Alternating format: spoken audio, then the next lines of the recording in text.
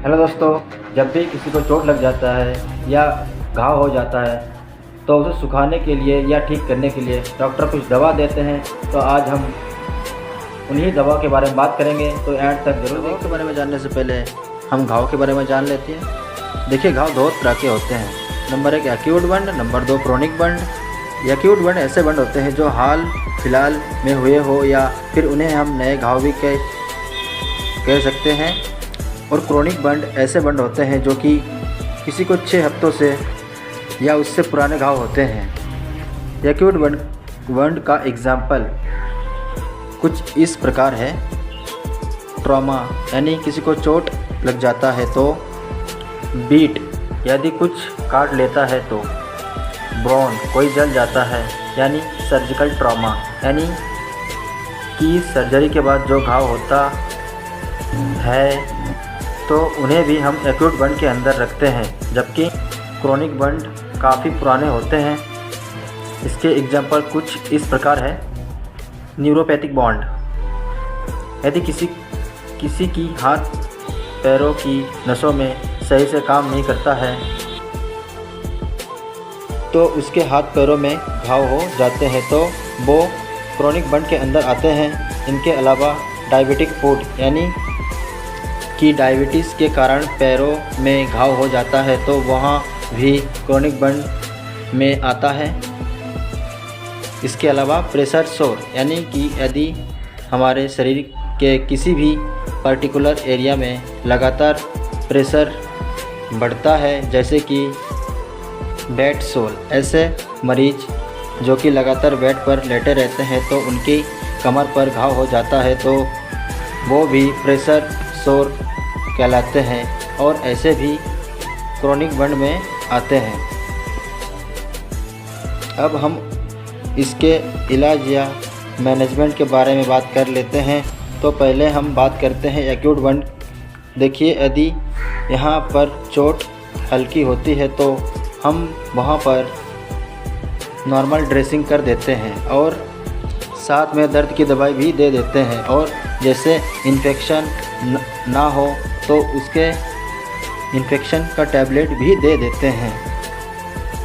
Chronic बंड में क्या होता है कि जो कोर्स होता है उसे ट्रेस करना पड़ता है।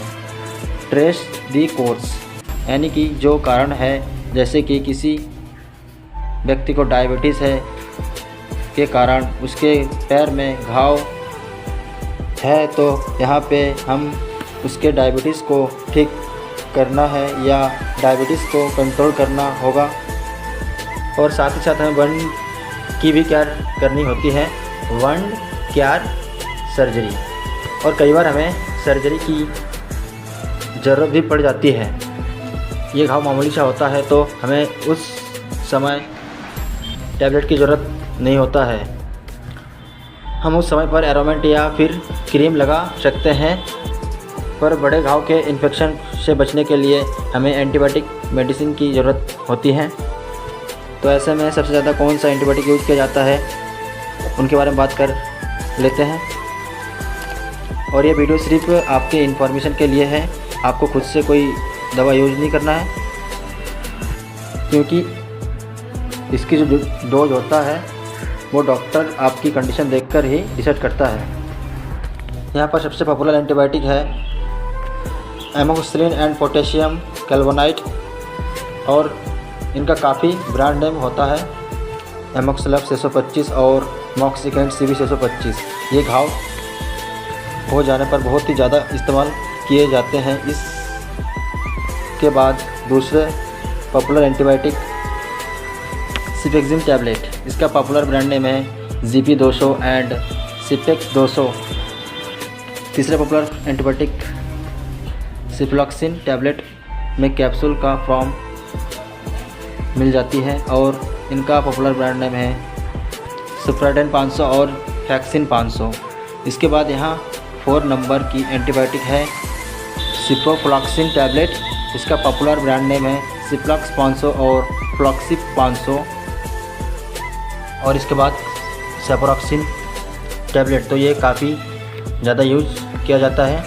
किसी के बहुत गहरा घाव हो जाता है तो या फिर जो घाव होता है वो बहुत बड़ा होता है, उस समय इस टैबलेट का इस्तेमाल किया जाता है और इसका पॉपुलर ब्रांड नेम सेफाकाइन 200 और सेप्टम 500। अब बात कर लेते हैं इस टैबलेट के बारे में। यदि किसी को चोट लग जाता है और साथ ही साथ वहाँ पर सूजन भी होते हैं या फिर किसी की सर्जरी हो जाती है, उसके बाद वहाँ घाव पर सूजन हो जाते हैं, तो उस समय कौन सी टैबलेट का इस्तेमाल किया जाता है? ट्राइप्सिन काइमोट्रैप्सिन टैबलेट का इस्तेमाल किया जाता है और इसके काफ़ी पॉपुलर ब्रांड नेम हैं काइमोपिस एंड काइमरोल फोर्ट, तो इसी नाम से मिलती है। तो ये सभी ऐसे दवा है जो कि घाव को सुखाने के लिए या फिर इन्फेक्शन बचाने के लिए दी जाती है। ये वीडियो सिर्फ आपकी इन्फॉर्मेशन के लिए है, आपको खुद से कोई दवा यूज़ नहीं करना चाहिए। Thank you.